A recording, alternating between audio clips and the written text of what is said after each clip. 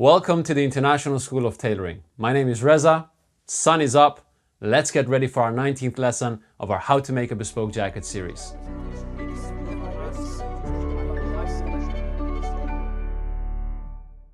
In our previous lesson, we learned about the edge to fold transfer. In this lesson, we're going to prepare the fronts, the back, and the sleeves of our jacket for a base fitting. And to put things in perspective, we're going to apply the edge to fold transfer on the forearm seam of our top sleeve. If you're looking for an internship, you have to be able to bring value to a workshop. You can't just go there and expect them to teach you. Even though a workshop is a great place to learn, its main purpose is to produce, not to teach. So you have to be useful. If you can go to a tailor and say, I know how to prepare backs, sleeves, fronts for a fitting, they're more likely to take you on. So let's learn how to do this.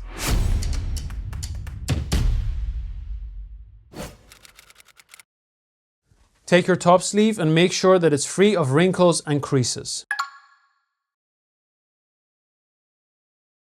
If you've already made a traditional model, you know exactly what's about to happen. The way we treat the top sleeve on this model will be exactly the same. If, however, you're doing this for the first time, I recommend you first make a traditional model. But if you're persistent and stubborn and you still want to do this as your first model, then let's quickly recap everything we covered in the previous lesson. If you haven't seen the previous lesson, go back and watch it because you won't understand a thing of what I'm about to say. So let's recap the edge to fold transfer. When we cut our material, the surface of our material is flat. When we fold this material, the fold will be straight because there is no shape on the surface. We want the fold of our forearm seam to be concave. A concave fold is essentially a negative surface shape because it is concave and convex at the same time. So what do? We will stretch out the edge of our forearm seam to create extra length right on this edge compared to the area behind it. That should allow us to simply position our forearm seam into a beautiful concave curve without any breaks on it. So let's do this. Take a spray bottle, apply some moisture. Take your iron and bring the iron about a finger length onto the surface of your top sleeve. Very gently begin pulling while you're going with the iron over that area that you're pulling. The area that you want to pull the most is the middle, not the upper parts and the lower parts, because these parts are somewhat on the bias and they stretch out a lot easier. So,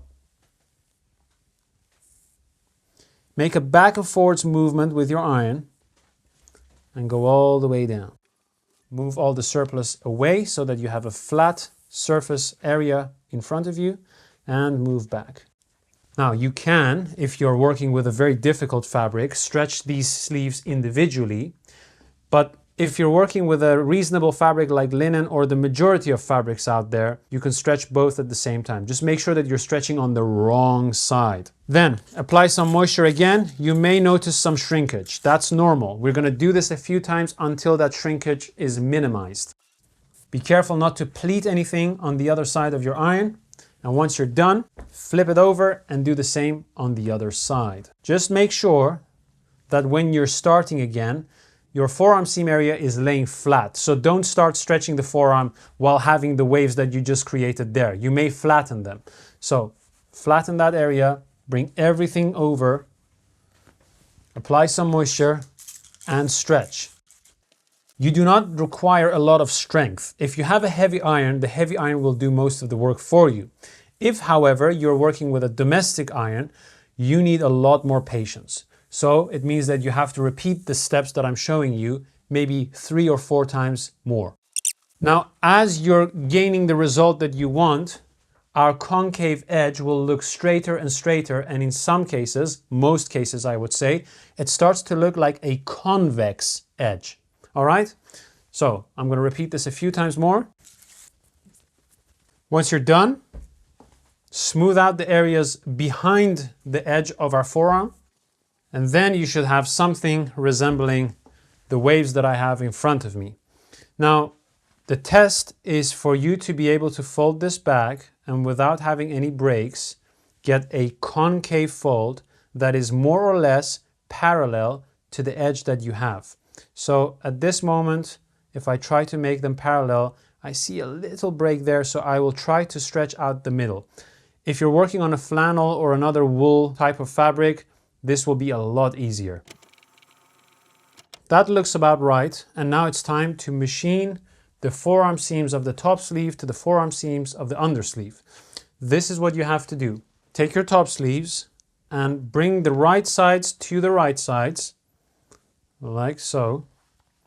And then what I want you to do is to mark a chalk line on the chest line of your undersleeve, which is a straight line, and a chalk line on the chest line of your top sleeve.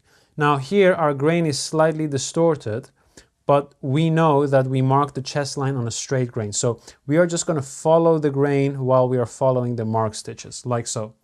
Then remove a seam allowance, that's 3/8, 1 centimeter from the edge, and do the same on the undersleeve. Then take a pin, match the center of the cross with the center of the cross of the layer underneath, and pin. This will assure that once you've machined your forearm seams and you press your seams open, your chest lines are matching, okay? Now, we're going to do the same at the cuff. This is very important to understand. The pattern that I'm using has accounted for the stretching of the forearm seam. I don't know what type of pattern you're using if you're using your own pattern. A lot of times, the forearm seam being stretched on the top sleeve will make the cuff end up lower than the cuff of the undersleeve. So it may be a problem if you match that. What I'm instructing in regards to the matching of the cuff right here is specific to the patterns in the foundation and the improvers bundle. Match the cross, pin. Again, this will ensure that your cuff line is a continuous line. Also, I have to add, please don't get confused with applying the stretching that we did on the forearm seam of the top sleeve on the undersleeve. Why? Because the top sleeve is the panel that folds over to meet the undersleeve, not the other way around. So the undersleeve remains exactly as it is. All right, so do the same on the other side. That's that. Let's take these to the machine and machine them up.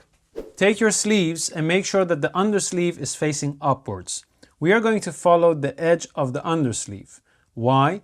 Because we haven't stretched the undersleeve and therefore that line is not distorted. I'm going to be using a white thread so that we have some contrast and you can see exactly what I'm doing. Of course, you should use the same color as your fabric. The stitch length that I'm using is between 1.5 and 2 millimeters, which gives a very professional look. Anything bigger than that is not going to look professional at all. So let's start from the top and align our needle a centimeter away from the edge of our fabric. You should be able to sew a line without marking it. If you have to mark every line that you're sewing, you're going to waste a lot of time and you're not actually going to increase that much to your accuracy. So as long as you have 5 millimeters sticking out of the edge of your foot, you know that you're sewing a 1 centimeter seam. You may have markings on your sewing machine which indicates 1 centimeter or 3/8 of an inch. No back tacks needed, and let's begin. When you get close to the needle, simply take it out. If you have pinned the bottoms, hold the bottom pin, pull everything so that both of your edges are aligned and are the same length, and then gently match them and sew and repeat this as you continue downwards. If you haven't pinned the bottoms because your pattern doesn't allow you to do so, simply focus on the area in front of you and just make sure that the lines are matching and sew downwards. If you end up with a little bit of surplus at the bottom, I mean, that's about 1 millimeter, that's nothing. Don't panic, just take the pin out and let it go. You have some tolerance at the bottom here.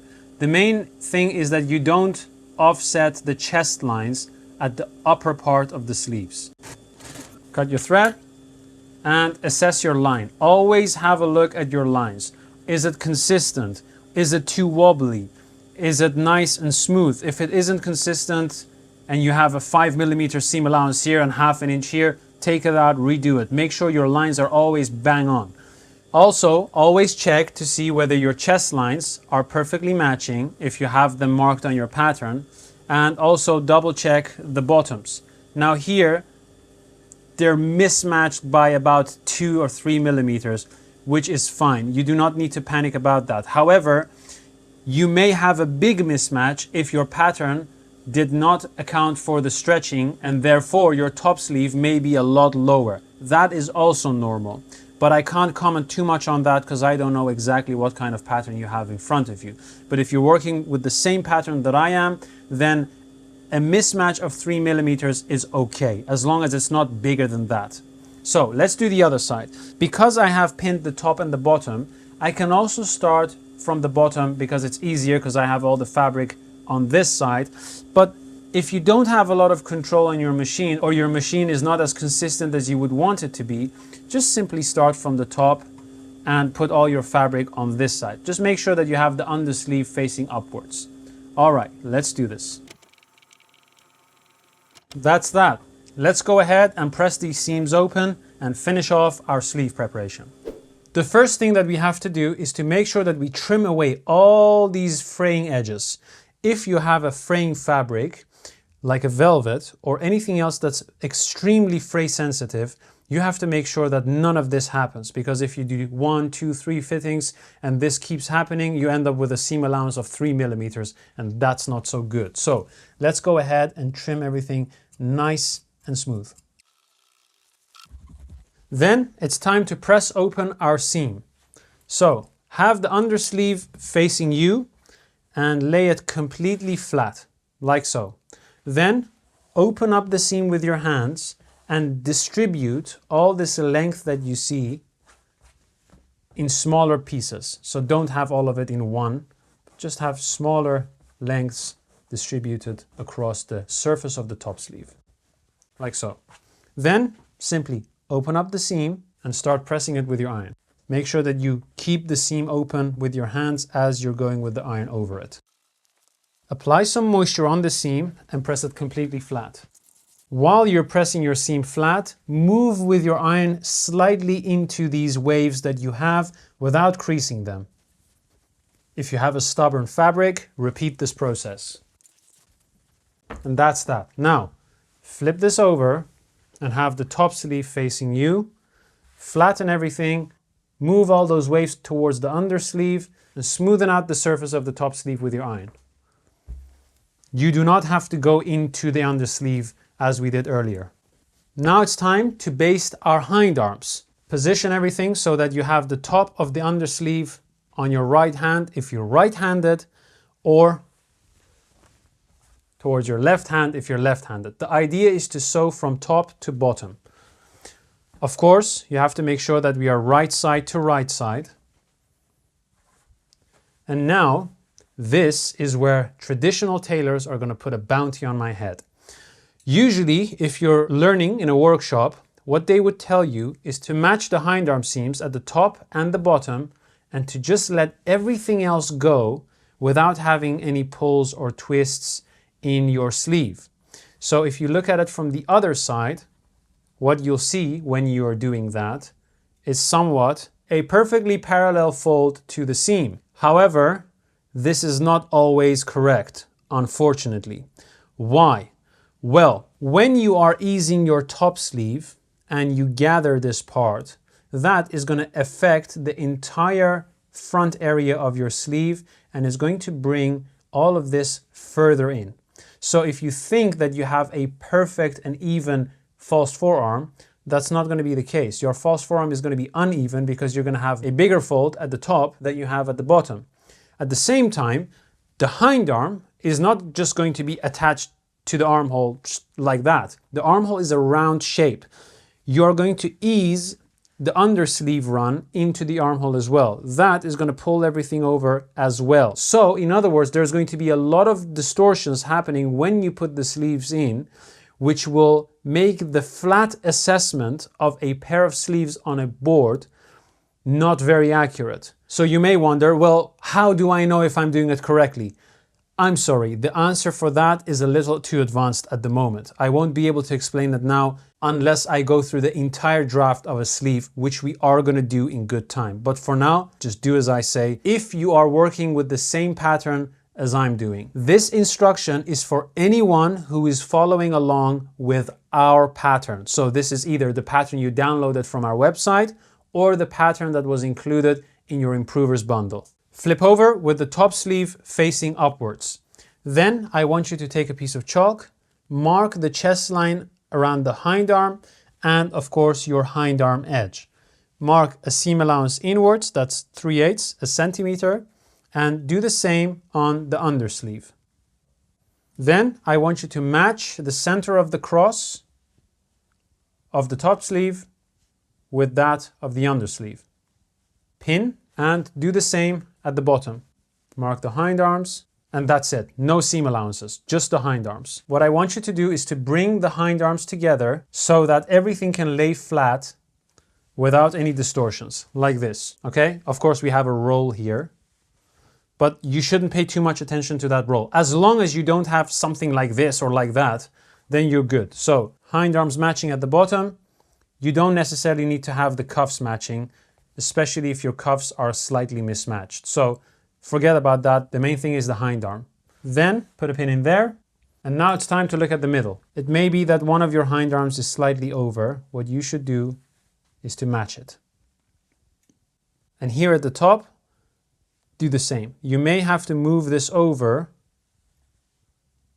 to get them matching. Pin, and that's it. Look at it from the other side, and what you'll notice is that your forearm seam is not parallel to your folded edge. Your fold is a lot narrower at the top than it is at the bottom.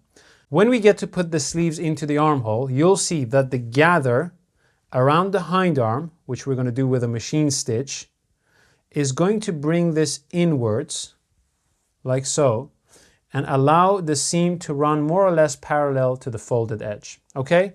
As for now, simply flip it over again, have the top sleeve facing you, and baste from the top, seam allowance behind the edge of your pattern, which is the mark stitch, all the way to the bottom. Thread your needle, put a knot at the end, and start right at the top with one back tack. Stitch length 3/8 all the way down.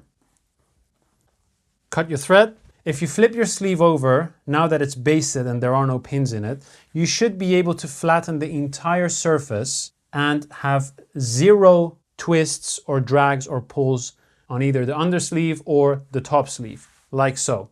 Okay? If it looks like this, great stuff. Do the other one exactly the same. If it doesn't, you may have to check whether your chest lines are matching and how much off the bottom of your cuff is.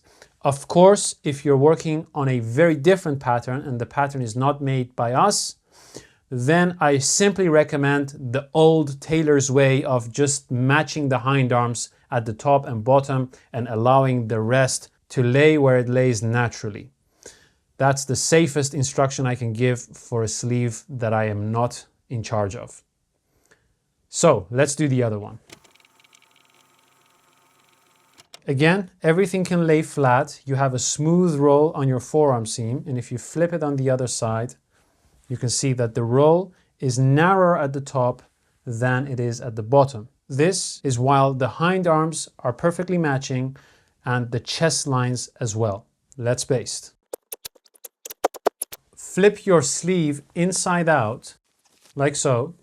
And if you have a sleeve board, take the sleeve board out and bring the sleeve into the sleeve board so that all the inlays are folded towards the top sleeve. Okay? So, like this. Open up the seam so that it can lay flat in front of you. Thread your needle. Put a knot right at the top, about 3 millimeters away from the edge, or about 1/8 of an inch. I want you to do a top stitch going through all the layers. That means that you're catching the inlay of the undersleeve and the top sleeve, and go all the way down with a stitch length of 3/8.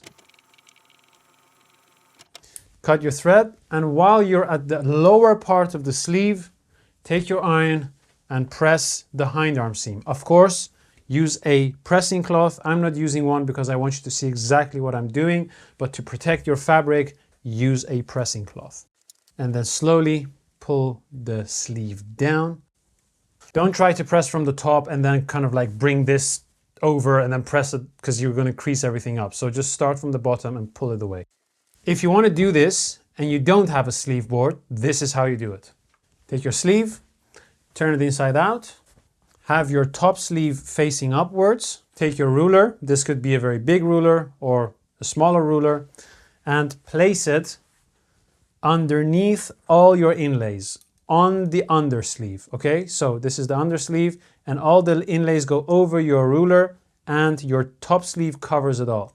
That will allow you to baste through all the layers without catching the last layer, which is the undersleeve. Position everything nice and neatly, like so, and start basting. That is then how you baste your hind arm. Now, if you've done everything correctly and neatly, you should be able to have your sleeves just laying nice and flat. You can bring the hind arms right to the edge, although that's not how it's going to be on the armhole, but just for quick assessment on the board, you can do that. And then you should have a fairly smooth forearm seam. Your chest lines should be matching at the hind arm and the forearm. So if this was a check fabric, your checks would be matching.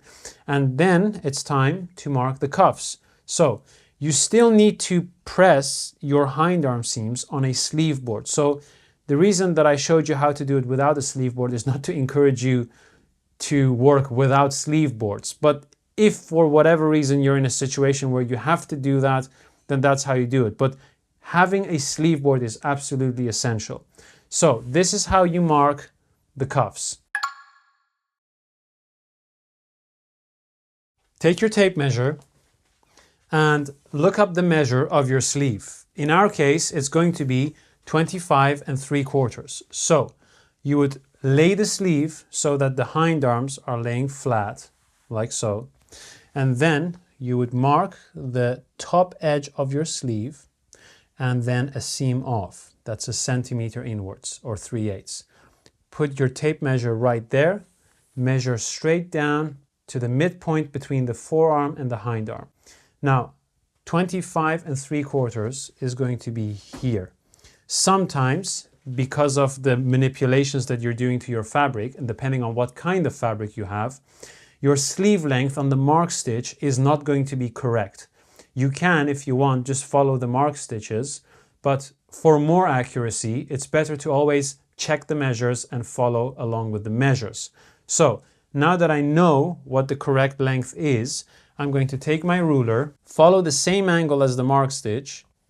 I'm also going to then hold the ruler, fold the fabric over against the edge of the ruler, and then mark underneath the ruler or against the edge of the ruler, which should mark the other side of my sleeve. Then thread your needle, take the cuff along with all the inlays and push the inlays against the top sleeve.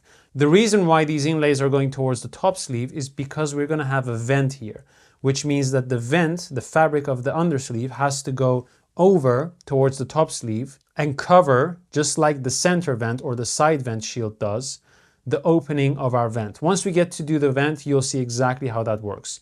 So all the inlays, grab those with the top sleeve, fold along your edge, put your finger behind your line, like so. My middle finger is right behind the line. Fold along that edge, so you're now folding your inlays as well. And everything else, put your hand in there and spread your fingers open so that everything is pushed against the sides and lays nice and flat, like so. Take your needle. You can feel where the edge of your fabric is, of your inlay. Baste parallel to the edge of your hem all around. You're going through all the layers and thereby catching the inlays. Over, make sure you're aligned with the chalk mark and continue. Back tack 3 times and that's it. Now I'm going to do the same with the other side and then we're going to mark the run of our sleeve. Now once you've basted the cuffs, you can either put them into a sleeve board and press the creases of the cuff, or you can simply align your hind arms so that the edge is visible and then use a pressing cloth and press them flat on your board like this. It's okay to press this back area into a crease for now. That's absolutely all right. Just don't go and flatten the forearm seam crease. That should be a smooth roll. You can also smoothen the rest of the sleeve while you're at it. Let's do the other one. So now it's time to do the last step, which is marking the sleeve run with chalk and then a running stitch. So if you've machined everything correctly, your sleeve run should be matching from the top sleeve to the undersleeve on both the back and the front. So what you have to do is to simply connect the dots with a piece of chalk and then run a small running stitch through them. Use a sharp chalk and carefully and gently run the chalk through the mark stitches that are representing the sleeve run, and do it in parts. So that's one part, then fold everything over, do the rest, mark the transition. Here, in case your undersleeve is not matching your top sleeve, always use the top sleeve run and then go into the undersleeve and not the other way around. The reason for that is that the top sleeve has less tolerance if it's marked incorrectly, and the shape of it has a bigger impact on the final result of the sleeve. You do not want to narrow the sleeve or widen it any more than necessary. Now, fortunately on this, everything is matching correctly because of course we take due care. And that is it. Now we're going to mark that with a running stitch going through that line. Thread your needle, make a knot, start at the base of the undersleeve run, no back tack needed, and baste around with a stitch length of 3/8. Be careful you don't take out the mark stitches as you're doing this. Now back tack once and that's it. So let's do the same on the other sleeve and then we're done. We can do the fronts. And that's it. Now there is one more step that we're going to do on our sleeves, but that is once we get to actually sew them into the armhole. It is not a necessary step, but is one that I highly recommend. But before we get to that, let's first prepare our fronts and back. Take your forepart and bring the right sides up. So how do you know what the right side is? I assume that when you striked out your panels, you were marking on the wrong side. So you may still have some chalk marks, or simply you can put a cross on either side of your fabric that is the wrong side, however you identify that, to make sure you don't forget. Sometimes flannels look very similar on both sides with only a slight difference. All right, so right sides up, make sure that the underarm seams are facing one another. Then fold right side to right side, so your wrong side is up, and the side of your front panel should be facing you. So it shouldn't be like this, it should be like that. Then I want you to crease along the center line of your dart. So make sure the mark stitches are visible, like here. And with your iron, put a crease right through the center of your dart. Don't go all the way down or start from just in this area. And the bottom of your dart is in line with the step that we have on the side here. Do the same on the other side. Bring those creased edges together so that the intake line of your dart and the top point and the bottom are matching. Then take a protractor ruler and draw a line that's perpendicular to your crease, like so, at the intake point, at the top point, and at the bottom of the dart. This should ensure that both of your darts have the same length. Now it's time to mark the intake. You, depending on what kind of pattern you're working with, may have a different intake, but the intake that I have on this pattern is 3/8. 3/8 on the double, because we have folded our material on the double. So that's a centimeter. So mark your intake point to the top point of your dart and bring that intake point straight down parallel to your crease edge. The reason why we don't go into a point is because we don't have a massive hip shape in that area. If you're working on some sort of a costume or a lady's couture piece, you may want to go into 0 because you have a big hip shape. But on a men's jacket, that area is just going to hang down flat. So now it's time to baste our darts. Why do we baste it and not machine it? Well, the principle is that when you're doing a baste fitting, especially if it's the first baste fitting, you always have to go back to point 0, meaning You should always be able to flatten your material in case you have to remark your pattern without having any cuts in it. This type of dart requires us to have a cut if we want to completely finish it off like on a real jacket. We don't want to do that, so we need to know how to deal with that during a fitting. And the answer is baste the dart. Thread your needle, make a knot at the end, and start with a back tack. One is enough. Then I want you to take very small bites, that's about 3 millimeters, 1/8 of an inch, and go all the way down to the bottom of your dart. When you reach the bottom and you can't see exactly where the bottom is, simply follow your mark stitches that have the angle of the pocket mouth marked, and that should indicate where the end is. When you back tack, don't make small back tacks and pull tight. A back tack of 5 millimeter bite size should be sufficient. Back tack 3 times. 1, 2, 3. Now do the same on the other side. Cut your thread, and now it's time to press. So let's do this one by one. Bring your wrong side up, like so. Flatten the front edge, and I want you to push the dart towards the side, like this. Gently introduce the iron. Do not flatten the shape that you have on the chest. Just bring the iron on top of your dart while pushing the dart flat towards the side. Now, as your iron is going over the dart, just brush open or pull open with your hands like this, so that the dart is completely flat and you don't end up with pleats on the other side.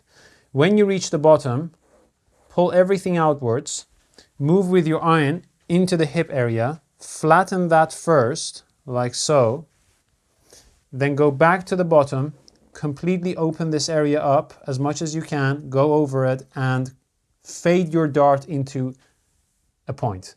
That is temporary, okay? Don't use any water if you're working with cotton or linen, because water will put a permanent crease in that area and that's not so good. So, leave the length that you have right here, start from the side, push the chest a little bit forwards just to get a smooth coverage in that area and allow the chest shape to just sit there. This is what your work should look like, more or less. Let's do the other side. Wrong side up. And that's it. Now, it's normal for some of your mark stitches to come out as you're working. Per fabric, it's different. Some fabric really hold the threads. You may have a thicker thread, so that stays in a lot longer. But generally speaking, a few coming out is normal as long as you're aware which ones. Because if all the mark stitches around your neck point fall out, you're in trouble. You have to remark it. But if a few on your center front line or chest line come out, then that's fine. Now, because we have a hip extension on our canvas, it's best to add the side body panel to our front panel at this stage. Once we canvas our front panel, we will also have to canvas the hip area, which is partially located on the side body. So let's go ahead and add the side body to our front panel. So when we're adding the side body panel, we have to make sure that the pleat that we have faded into 0 right here is absolutely flat and pushed out. At the moment, this is something that we have to do because we don't have a cut here.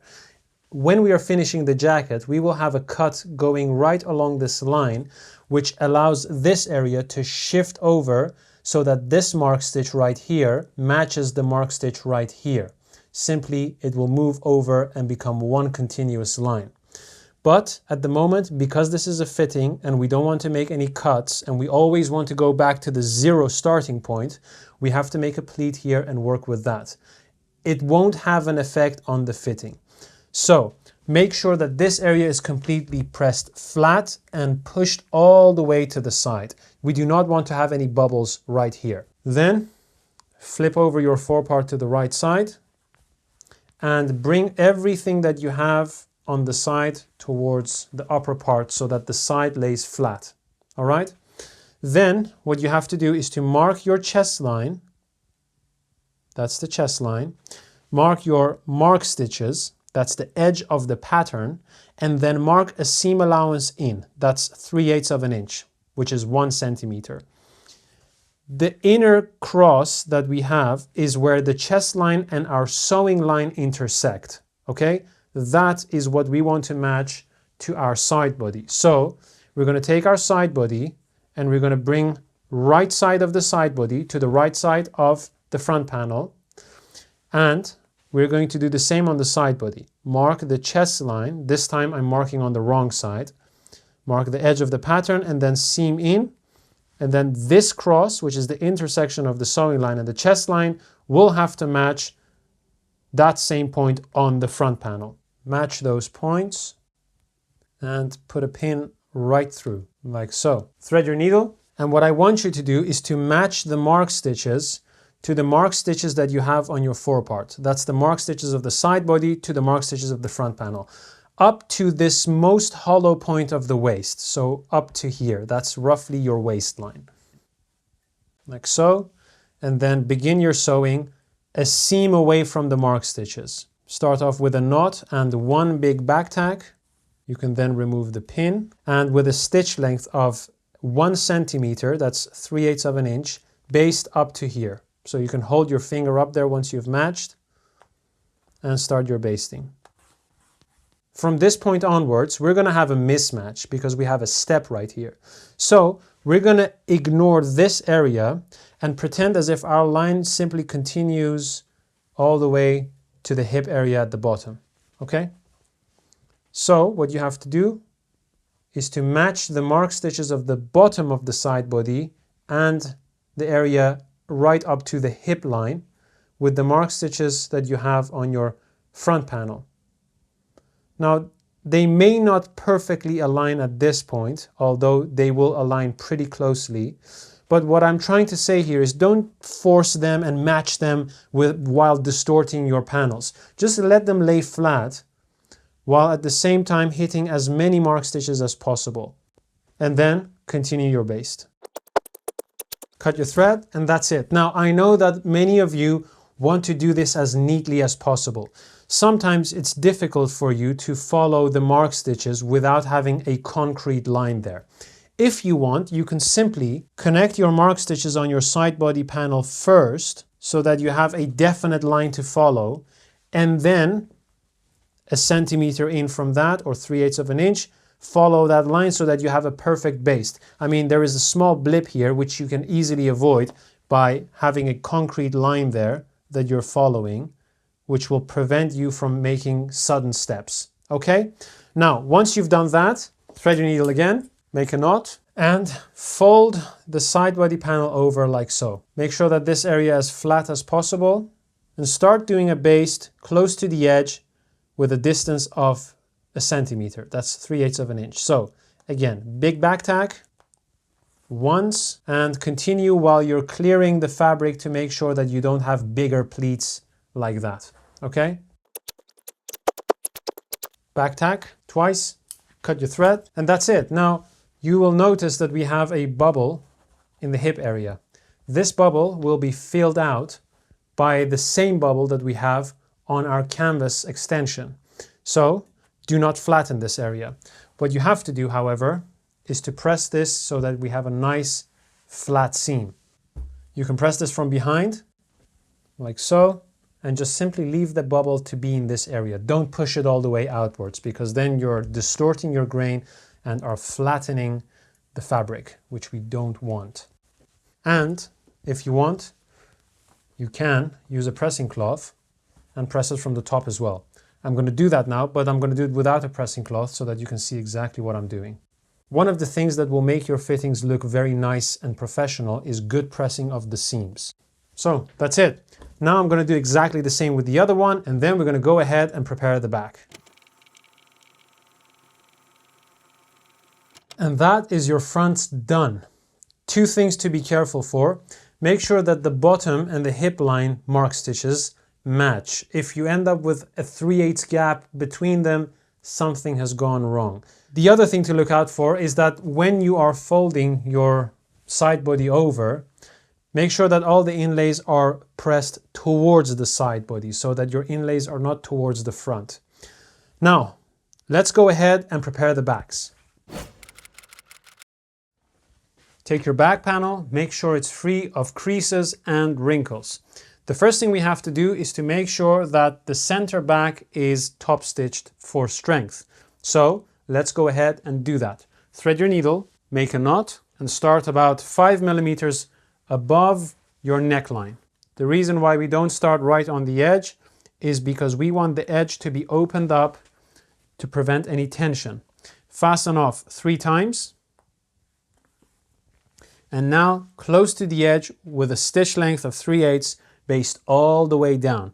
One thing I have to note is that if you're working on your own pattern and you're trying to lay the back flat and you end up with something that looks like, this, you may have too much roundness on your back, and that is not correct for reasons I will explain a lot later. On your pattern, it just means that this line has too much roundness on it. You have to be very careful for that. Ideally, you want to have the back as straight as possible. Go through all the layers and make sure that your inlay is caught as well. Now, one thing about basting stitches is that you don't always want them to be tight. Sometimes you want them to be tight for specific reasons, but in areas like the center back, you don't want the stitches to kind of like do this to your center back. That's not so good. So what you can do to test your stitches is to simply run your fingers down while you're kind of like putting some pressure on the fabric, and that should release some excess tension. Of course, pressing will smooth everything out as well, but your stitches shouldn't be tight. Okay, so now that we've done this, it's time to press. You can press from the top or from the back. If you're pressing from the top, please use a pressing cloth. I'm not going to do that because I want you to see exactly what I'm doing. So, again, if you're working on cotton or linen, try not to use any water or steam to put a permanent crease right there. Wool is absolutely fine. You can press and crease as much as you want. But cotton and linen are tricky. So that's that. Now it's time to flip everything over so that we have the wrong side facing us. If your fabric is fraying, please cut off anything that may increase the fraying even more.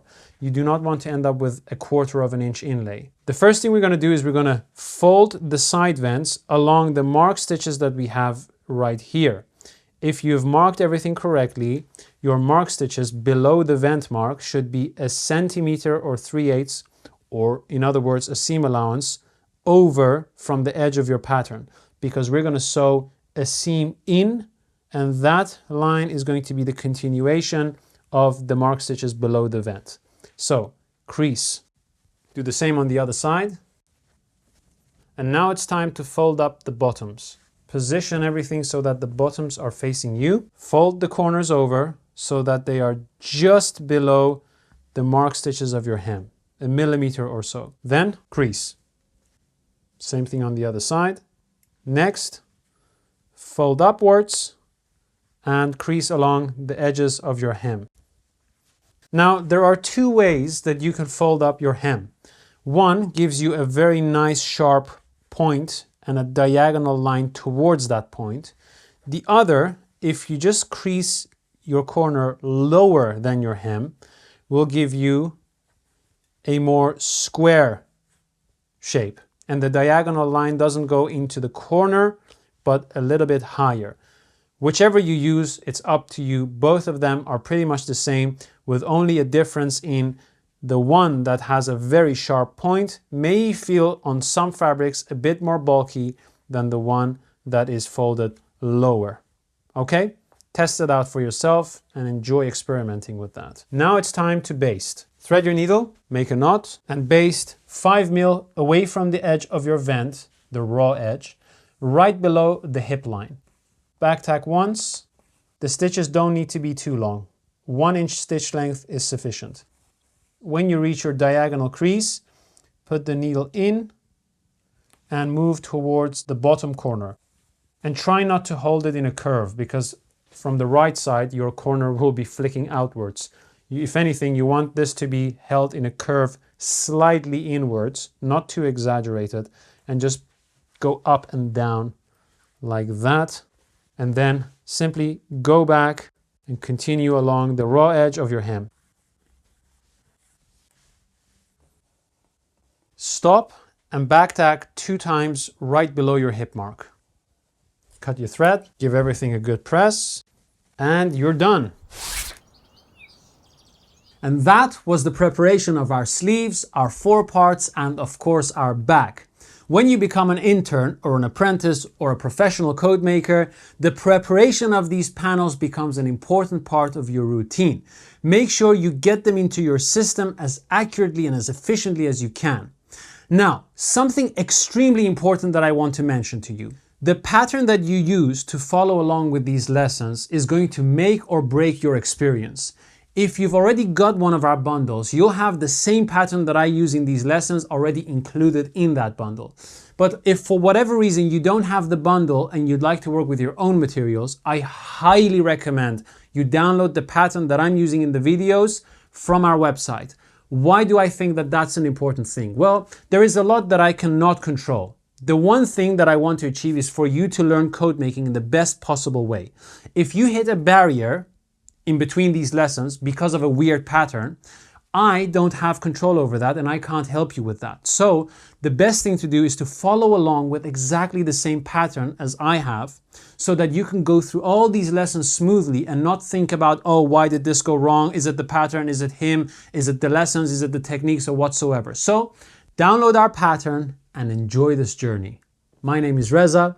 This was today's lesson and I look forward to seeing you in the next one. Take care.